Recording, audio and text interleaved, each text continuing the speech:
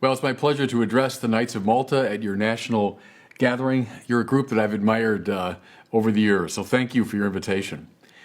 You know, in recent weeks and months, as our country goes through this convulsive time, I can't tell you how many people have asked me, Bishop, what is going on?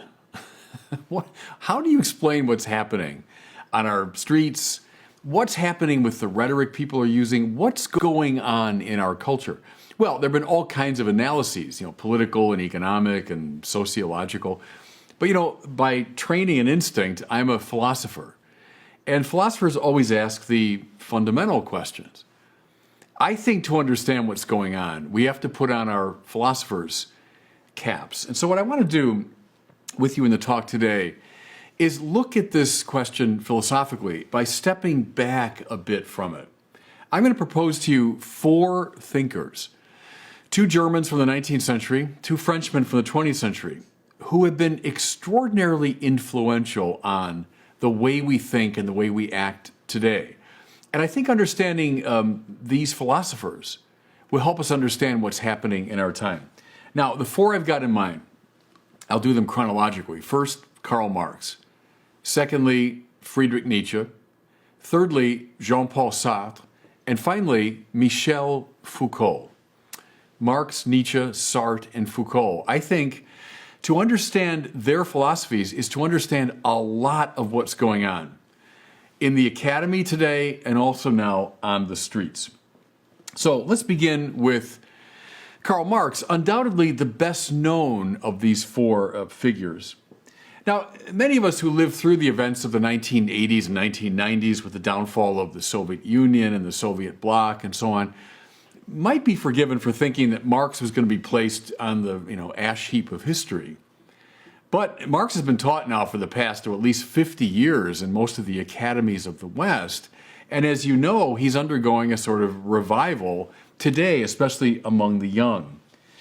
And I think Marxism explains at least a fair amount of what's going on today. Just a bit about Marx personally. He was born in Trier in the western part of Germany in the year 1818. Descended on both sides of his family, by the way, from a long line of rabbis. And you will see something of the biblical prophet, I think, in Marx. And something of a, though transformed and bent out of shape, a kind of religious view of things. As a young man, he studies the fashionable Hegelianism of the time, and then very quickly drifts into radical politics. First in Germany, also in Belgium and France. He lived for a time in Paris. Because of his agitations, he was expelled from those three countries. Eventually finds his way to more tolerant England, and he settles in London. That's where he spends the rest of his life, and where he writes his major work, the famous Das Kapital. In fact, if you go to the British Museum, they'll show you to this day the desk and the chair where Marx sat and wrote Das Kapital. He dies in London in 1883, and he's buried in Highgate Cemetery there. I suppose you need no encouragement from me to see the extraordinary impact that Marx had throughout the 20th century and up till today, politically speaking. Now, there are a lot of themes in Marx's thought that we could pursue. I mean, he's one of the most written about figures in Western culture. I'll just look at a couple. The first theme in Marx I'll look at is his atheism. Now, the young Marx was a devotee of a man named Ludwig Feuerbach, and Feuerbach is quite rightly called the father of modern atheism. Most atheists you read today are echoing themes in Feuerbach. Feuerbach said that we human beings have a tendency to project outside of ourselves an idealized self-understanding. So, I'm intelligent, but I'd like to be all intelligent.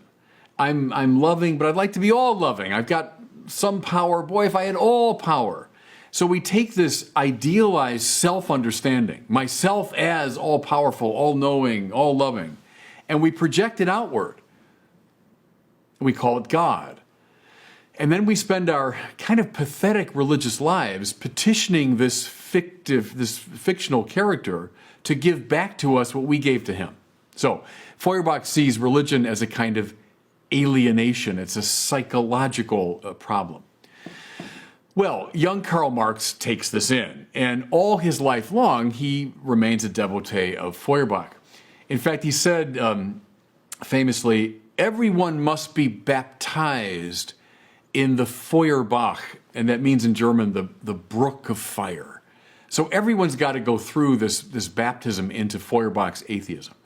Okay, but Marx asked a further question, namely, how come we human beings almost universally, think of how universally applicable religion is around the world. Why do we do it? Why do we engage in this alienating move? Marx's extremely influential answer was, because we are already so unhappy and so alienated in our economic lives. Because we're so oppressed, we invent a fantasy world to live in. Hence his famous line, religion is the opium of the people. So it actually was in Marx's time in places like London that these opium dens were opening up. People would retreat from the world, they take opium, they live in a fantasy world, they destroy their lives in the process. So Marx said that's most human beings. They take the opium of religion to dull their sensitivity to their suffering and to invent a fantasy world. So Marx's very influential view of what religion is and why we engage in it. Now, this gives us a clue too, and this is the second major idea I want to develop because it's hugely impactful today. Religion is part of what Marx calls the superstructure. So every society, from ancient times to the present day, Marx thought, has a substructure which is always economic. Whether it's the slave economy of the ancient world, the feudal economy of the medieval world, a serf-based economy in Russia of the 18th century, and then the capitalist economy of his own time. That's the core or the substructure of any society. But the substructure throws up around itself what he calls the superstructure. The superstructure has one purpose. It is to enhance and protect the substructure. That's its purpose. Now, what's the superstructure? Everything else in the society. So Marx says, for example, politics. What's the whole purpose of politics? And we surround it with all sorts of descriptions and honors, and we look at it in a very exalted way. But what's the purpose of politics?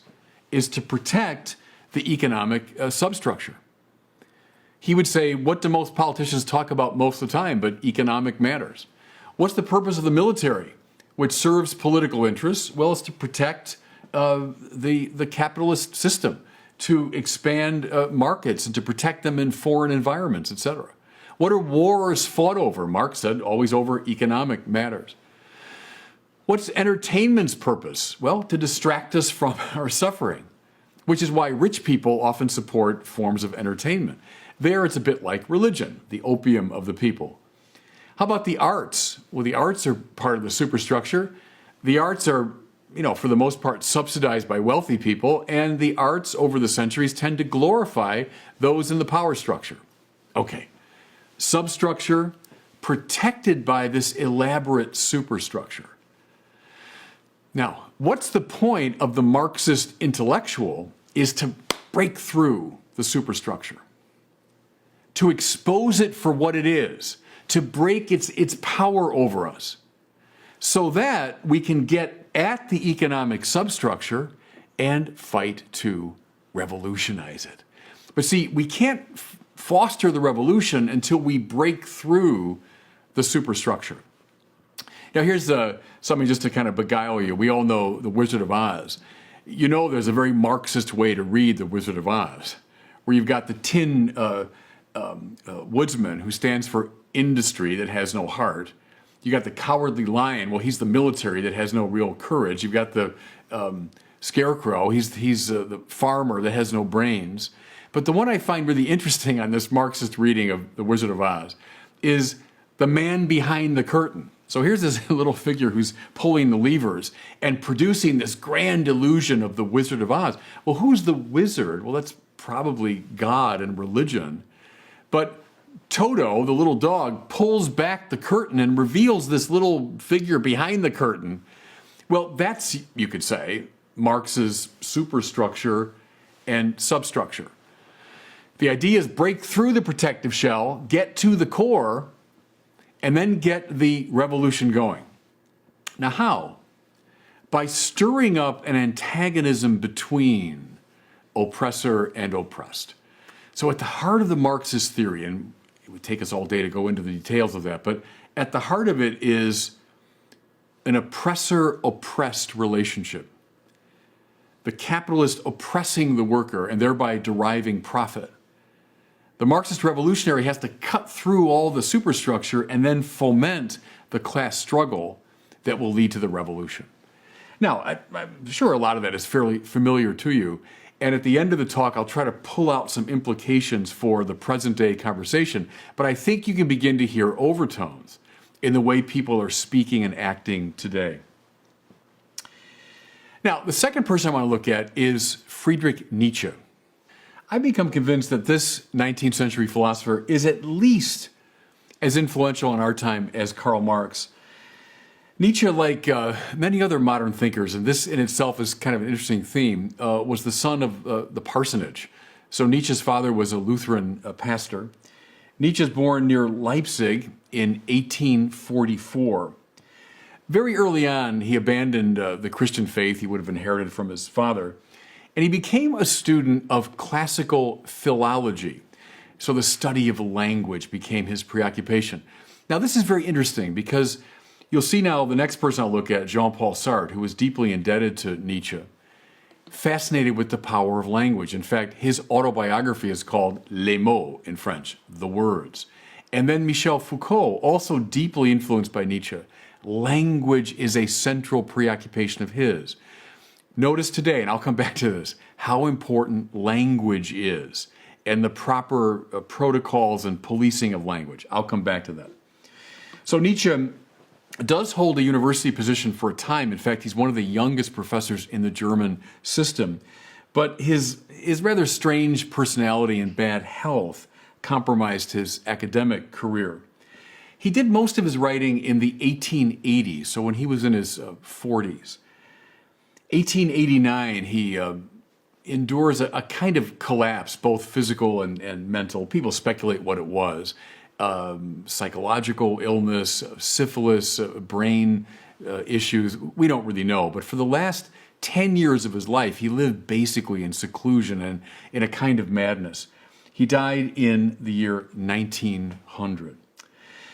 Now, Friedrich Nietzsche, with whom I'm in radical disagreement, but I have to say he was one of the most fecund and creative thinkers in the Western tradition. He had an extraordinarily fertile mind. He wrote somewhat in the manner of Blaise Pascal, by which I mean he wrote aphoristically, kind of short little declarations and short sentences. It makes reading him kind of interesting. It's not like plowing through a text. He does write that way sometimes, but often in this aphoristic manner. Again, thousands of ideas we could look at in Nietzsche. I'll just look at a couple that I think are very important for today. The first one, probably he's best known for this, is the death of God. Now here he's like Feuerbach and like Marx. God is dead and we've killed him. A famous line he puts in the mouth of one of the characters in Thus Spake Zarathustra. Maybe his most famous line. God is dead and we killed him. What I want to explore, though, is the implication he draws from this truth. So we saw what Marx did with the non-existence of God. What does Nietzsche do? He draws the conclusion that the foundation for meaning, truth, and value, that it held sway in the West really from biblical times and from ancient times to the present, was now giving way. Now, what do I mean here? Well, for most of Western thought, both theological, coming up out of the Bible, and philosophical, coming up out of ancient Greece, for most of Western thought, God serves as the foundation for objective truth and objective moral value. God is the logos, or the supreme reason. God is the summum bonum, the ultimate good, and in God, all the truths and goods that we intuit about the world are finally grounded and find their justification. So, if there's no God, God is dead and we killed him. If there's no God, then there's no foundation for the claim that there are objective truths and objective moral values. All of that gives way as well. What are we left with? What Nietzsche calls perspectivism. My perspective on it, your perspective on it, his perspective, her perspective, all these millions of perspectives. In our language today, we might say, well, it's my truth, and you got your truth, and she's got her truth over there. But there's nothing like the truth to which we are all beholden. Well, there's my set of values. From my perspective, I see it this way. You've got your set of values, but there's no such thing as the valuable, the good in itself. The death of God has led to a radical relativizing of truth and moral value. Okay, what does Nietzsche recommend in light of this situation?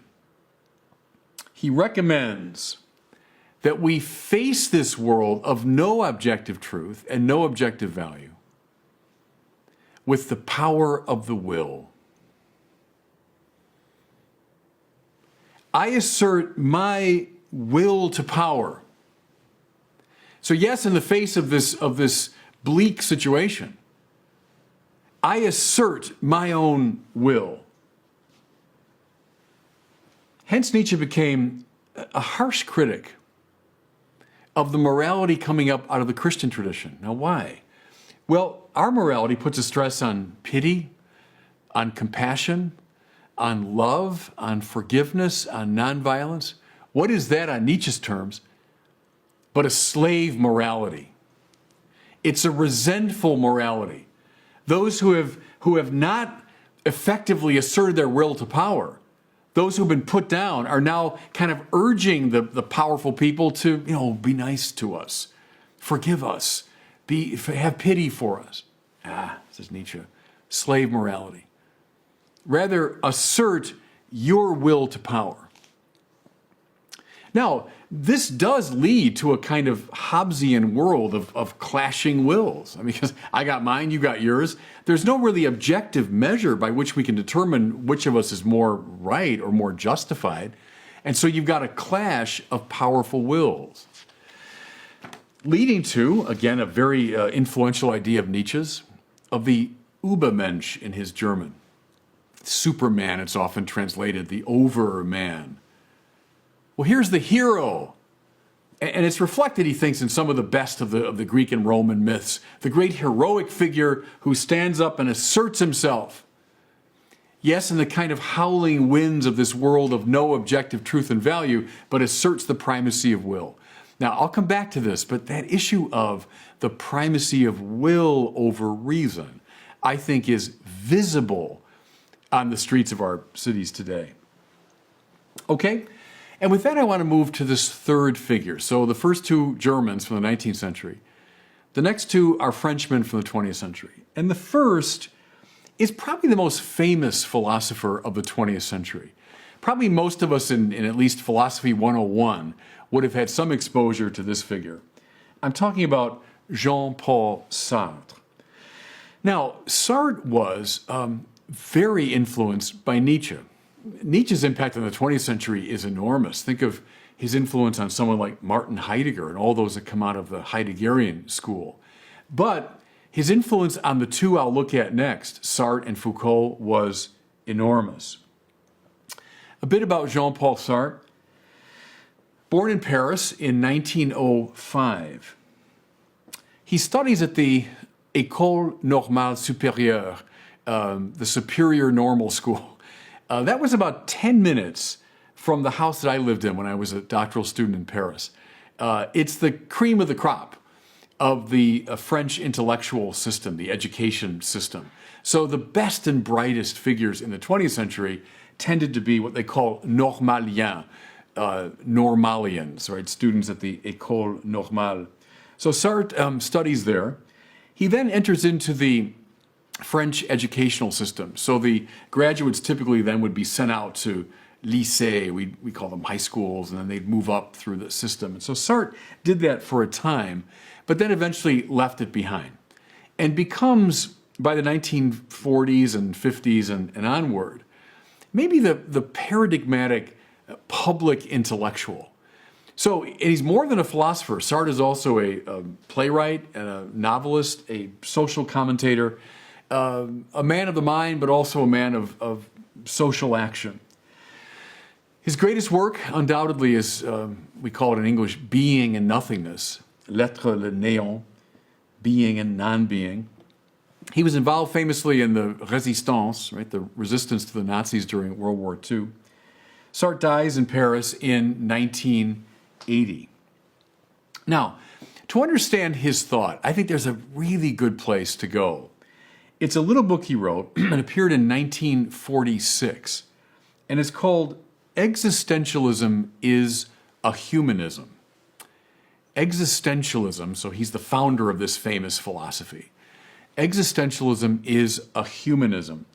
It's a little book based on a lecture he gave right after the war. So I think it was in late 1945, and it was there in the Latin Quarter, and it was at the height of the kind of cafe philosophers and so on. And Sartre gives this lecture, and it becomes the basis for this book. And it's a very pithy and well-written book, too. Not true of all of Sartre's writings, but this one I find very easy to read. And the central idea of his existentialist philosophy is clearly articulated. And here's how he does it.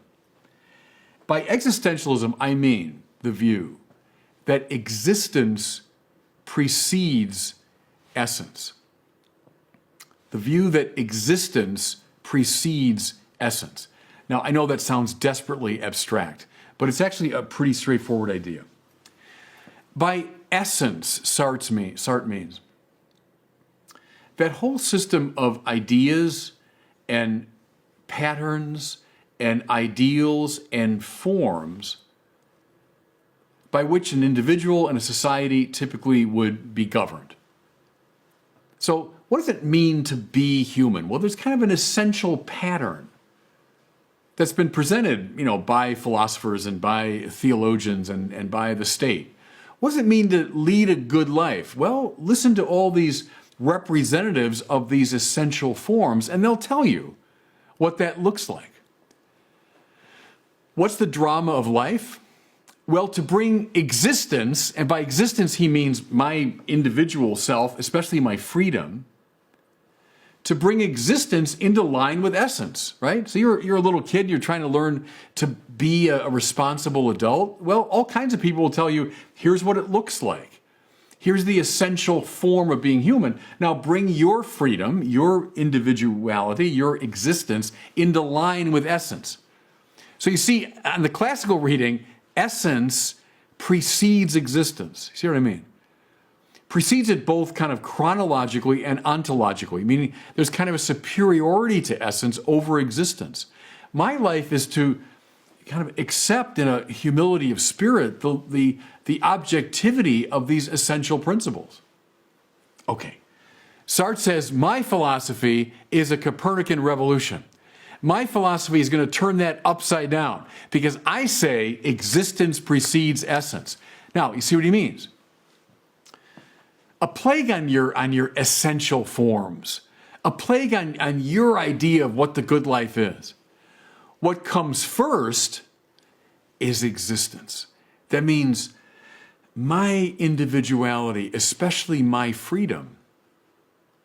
And then, on the basis of that freedom, I determine who I will be. I determine the form or pattern of my life. You don't tell me how to live.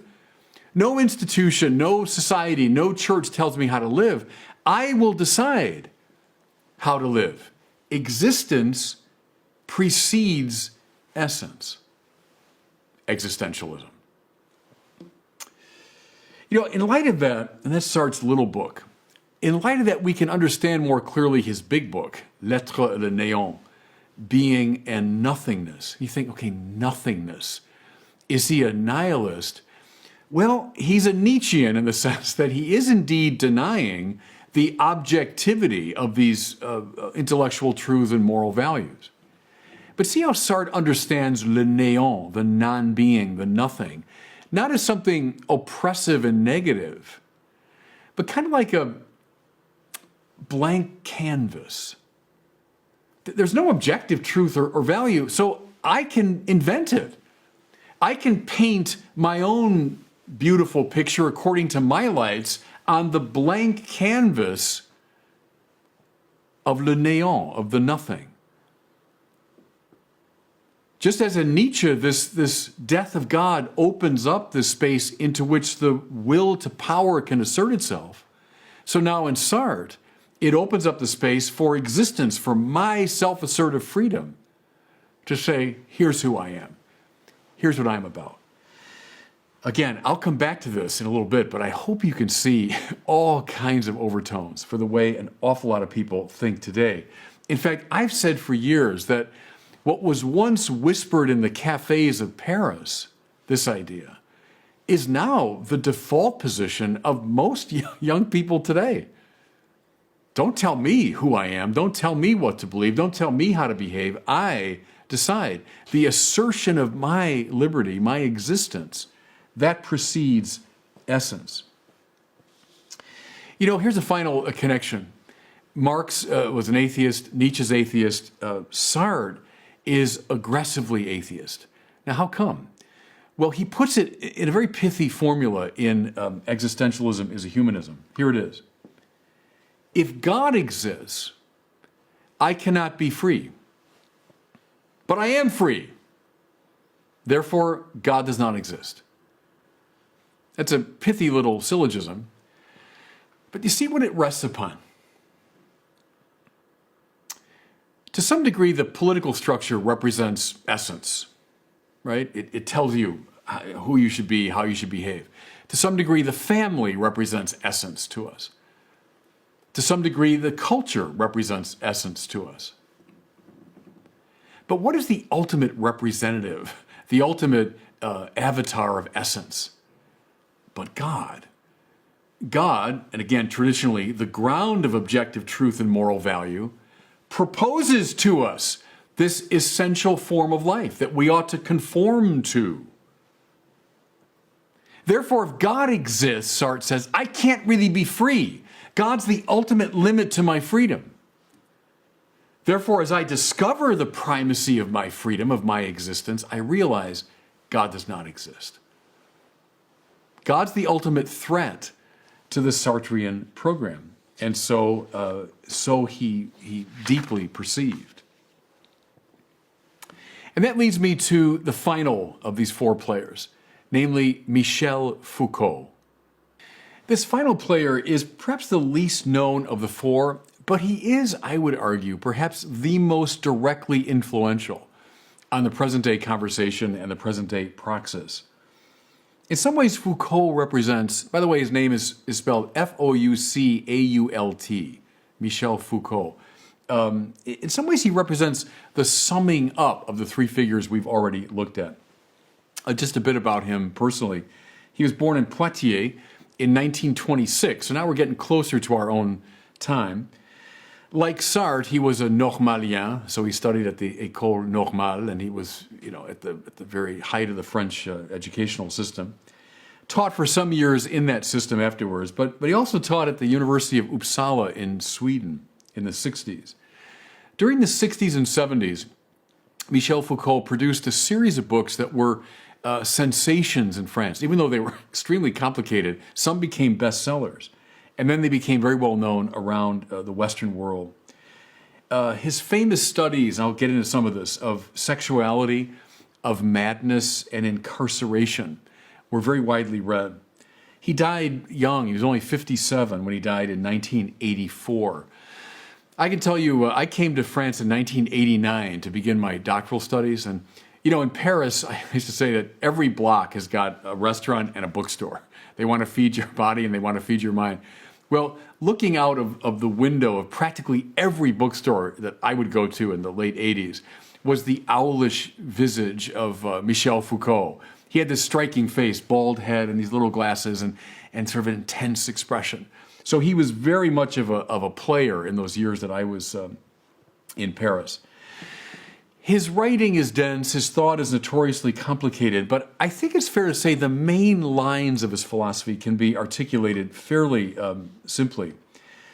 In the books that I just described, he engages in what he himself called an archaeology of knowledge. And it's a very interesting way to look at it. So think of an archaeological dig. So you begin on the surface, right? What's there today?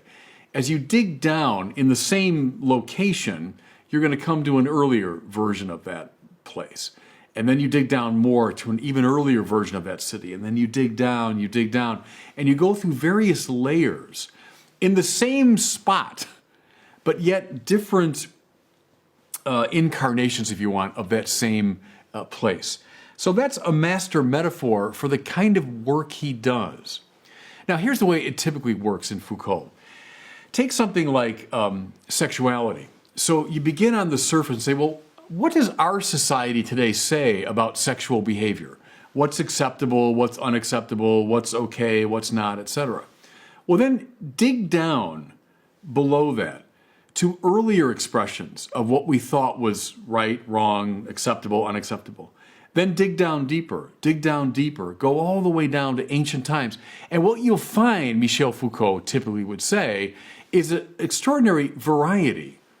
What we say now is good and right and appropriate sexually, well, wasn't true, let's say, in ancient times. And, he shows that in great detail, that go back to ancient Rome, ancient Greece, their sexual mores were certainly not the same as ours. Now, the same with something like incarceration. He was fascinated by that. Why do we punish certain people? What crimes are punishable? And why do we, let's say, punish with capital punishment certain things? And why do we incarcerate for certain periods of time? Well, the same thing obtains, he thought. Start today and the way we think about those issues.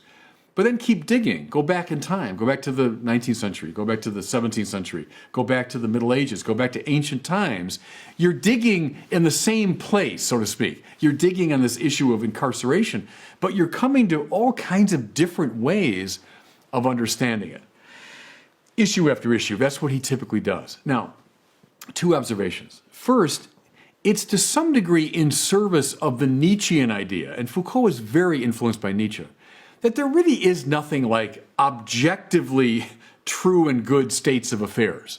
So clearly, this is the right way to think about sexuality or the right way to think about incarceration, because he says, look, we've thought about them differently all throughout our history. So it is in service of a kind of Nietzschean relativism or perspectivism. Okay, but here's the second thing. Foucault isn't satisfied with that. He asks the follow-up question. Well, how do you account for these differences? How come one society thinks about it this way, the next society another way, and our society in a third way? How do you explain that? Here's his basic answer, now repeated over and over again in his writings. It's become a master idea on the scene today. And this, again, is very Nietzschean in inspiration. Finally, Foucault argues, it's a function of power. Those who are in power will arrange things, states of affairs, and even more importantly, they will organize language in such a way as to keep themselves in power. Now, I say language, his preferred phrase is modes of discourse. In other words, there's a way of talking about things, whether it's sexuality, it's who's insane and who's not, who should be incarcerated, who shouldn't be, any other issue. There's a way of talking about those issues that aren't reflective of some objective state of affairs, some objectively right or wrong, but are rather functions of the drive to power. One class of people that finds itself in power will do all they can to maintain themselves in power. They will indeed manipulate circumstances, but more importantly, they will manipulate language so as to maintain themselves in power. So again, this is Michel Foucault's way of thinking about it. Heterosexuals will tend to demonize homosexuals condemn homosexuality. Now, why? Because, well, clearly one's right, one's wrong. No, he would say, in order to maintain their own societal dominance. Males will characterize females as misbegotten or incomplete versions of males, and that's true up and down, much of the tradition, so that they, the males, might remain in charge. Whites stigmatize blacks, first as slaves and then maybe less dramatically as social inferiors, in order to maintain white supremacy. I wonder if that sounds at all familiar to you. Most of this, Foucault thinks, is done unconsciously rather than consciously. And I was just sort of suggesting the way it happens consciously, that people will arrange things a certain way, or they will consciously change language. But it's fair to say he thinks most of it's done unconsciously. Just the way that, I'll inherit a language long before I begin to speak it in any distinctive or creative way, right? I'm speaking English now, but I inherited English with all of its rules and all of its presuppositions. So in a similar way, Foucault thought, people in a given society will inherit modes of discourse, ways of talking about things. So what's a large part of the program for him? And again, this is rather Nietzschean. A large part of the program is to see the play between oppressor and oppressed, to uncover these dynamics, and to see how the modes of discourse we use are enforcing or propagating these forms of oppression. You might say it's Nietzsche's will to power, but with a greater stress placed on the injustice of the power relationship. So for Nietzsche, you've just got clashing wills to power. Foucault, and I think it's a bit of a contradiction in his system, because he sees this kind of oppression as bad. Well, you just told me there really is no objective moral value. Isn't that an objective moral value? But that's for another day. But he does want to unmask these forms of oppression and to see the ways that language contributes to all of it. Okay, so we looked at Marx, we looked at Nietzsche, looked at Sartre, looked at Foucault. Can I suggest now, by way of conclusion, how all these figures are indeed influencing the present conversation and some of the present activity that we see? Maybe first this observation. As a student and teacher of philosophy for many years, I've always resented the claim that, philosophy, that's all these abstract ideas, has nothing to do with the real world. Come on. If there's one thing that history has proven, is that ideas have consequences. It might take time, but the ideas I've been rehearsing here, this sort of farrago of ideas from these four figures, have definitely found their way into the academies of the West. And through those academies have indeed influenced now several generations of people. I think what we see on the scene in many ways today are these ideas incarnating themselves. So don't poo-poo philosophy. I mean, philosophy might take time, but it does have a practical consequence. So let's go back now to each one of them and just very briefly pull out some of these implications. From Karl Marx, what do we see? I think we see, perhaps above all, an antagonistic social theory. A social theory of antagonism. For Marx, the only way profit can be derived is through some kind of oppression, the capitalist oppressing the worker. The revolution is all about calling attention to this oppressive relationship and leading, finally, a violent revolution of the oppressed against their oppressor. The role of the Marxist intellectual is to break through the superstructure, is to reveal these dynamics and to foster revolution. Violence for a Marxist is not a regrettable side effect. In a way, violence is the point, right? You want to foment the class struggle. You want to foment these antagonisms. The second major theme is the one I was dwelling on a bit, that substructure, superstructure, so important. Marx has been called, it was Paul Ricoeur, the philosopher, that came up with this term. He's been called a master of suspicion. Ricoeur thought Freud was a master of suspicion too, so was Nietzsche. The idea is that, yeah, I know things look this way, but what's really going on is something more fundamental and usually more nefarious. So I know things look kind of nice on the surface, the arts and politics and religion and so on. But what's really going on is this kind of grubby substructure. I'd submit to you, everybody, that you can hear this rhetoric and see the praxis that flows from it today.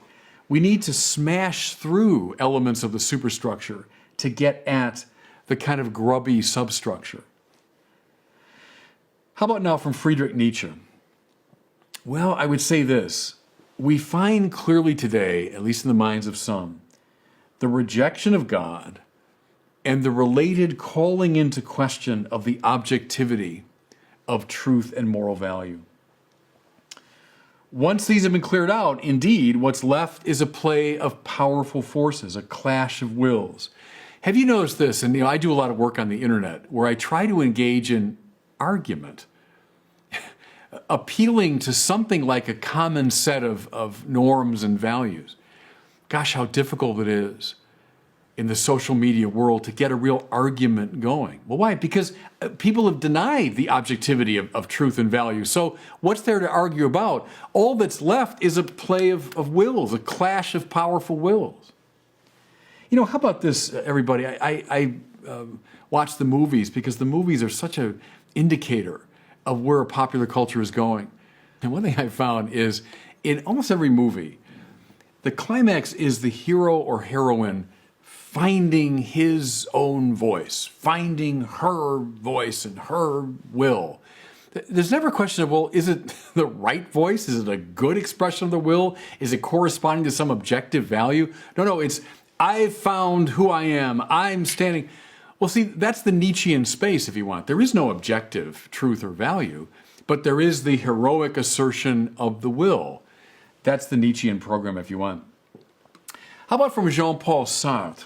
Well, what I've often termed the culture of self-invention. That's an entirely Sartrean idea. And the culture of self-invention is rampant today.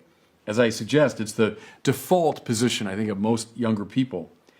If essence has disappeared, so remember Sartre, existence precedes essence. Existence comes first, my freedom, my will, and then I determine who I am. Well, if essence is evanesced, then everything, from sexuality, gender, human nature, moral systems, are finally just social constructs. They're the inventions of people's wills, so they can be overturned by the heroic, self-assertive freedom. Again, speaking of movies, watch the movie, won the Academy Award for Best Picture in 2018, called The Shape of Water. I don't know if you saw that movie. It's not very good. But when I finished seeing it, I turned to the person next to me and said, trust me, it's going to win the Academy Award for Best Picture. I just knew it because it checked every box of this system. Remember the story is about this woman, this kind of mousy woman, not very confident, and then she finds her voice and finds her freedom, and she falls in love romantically with a fish man. I'm not making this up. That's the movie, right? But here's what's interesting about that. The shape of water. Well, what shape does water have? It doesn't have any shape. Water is just fluid. It's infinitely malleable. It has whatever shape you want to give it, right? You want to put it in a bowl, you want to put it in a glass. Water is malleable. There's nothing substantial about it. It has the shape that you give it. That's Jean-Paul Sartre. That's existentialism. My freedom comes first. Everything else follows. Do you remember there was a interviewer that went to a university campus some years ago and was interviewing people. And the guy was a young man, 6 feet tall, maybe 30 years old. And he was asking people on campus, now, if I said that I'm a woman, would you be okay with that? And they, oh, yeah, sure, as long as that's what you claim to be. And then he said, now, what if I said I'm a Asian woman? Would you agree with that? And they said, well, yeah, if that's the identity that you claim, sure. Then the last question, which did give them some pause, I must say, he said, what if I claimed that I was a 6'5" Asian woman? And they hesitated a little bit, but at the end of the day, most of them said, yeah, if that's what you claim to be, that's who you are. Well, you know what that is, everybody? That's the shape of water. That's Sartrean existentialism run amok. If existence precedes essence, my freedom comes first, I determine who I am, well, why not?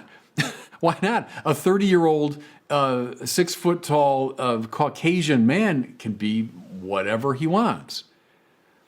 That's the victory of existence over essence that's on the scene today. Finally, from Michel Foucault, who, as I said, I think sums up the three previous figures. I think this viewpoint today gets its deep preoccupation with language and the policing thereof. You know, in a way, Foucault combines the antagonistic social theory of Marx with Nietzsche's great stress on power. So they say he sees that the play of wills is the play of oppressor and oppressed, with the oppressor using language as a prime weapon. And so can you see this extraordinary interest today in the way we talk and how groups perceived to be powerful use language to keep other people at bay or under control?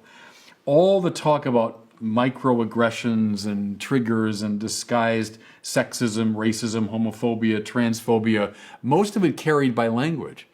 That's all right out of the Michel Foucault playbook. Okay, I'm going to bring the talk to a close. You have to invite me back to give a full sort of ecclesial response to all this. But let me just say a couple things as I bring it to a close. I hope it's clear that as I lay out these four thinkers, and mind you, every one of them has very interesting and fascinating things to say. I'm not in a one-sided way just trying to dismiss all these thinkers. But I hope it's clear that, generally speaking, the church stands athwart almost all of this.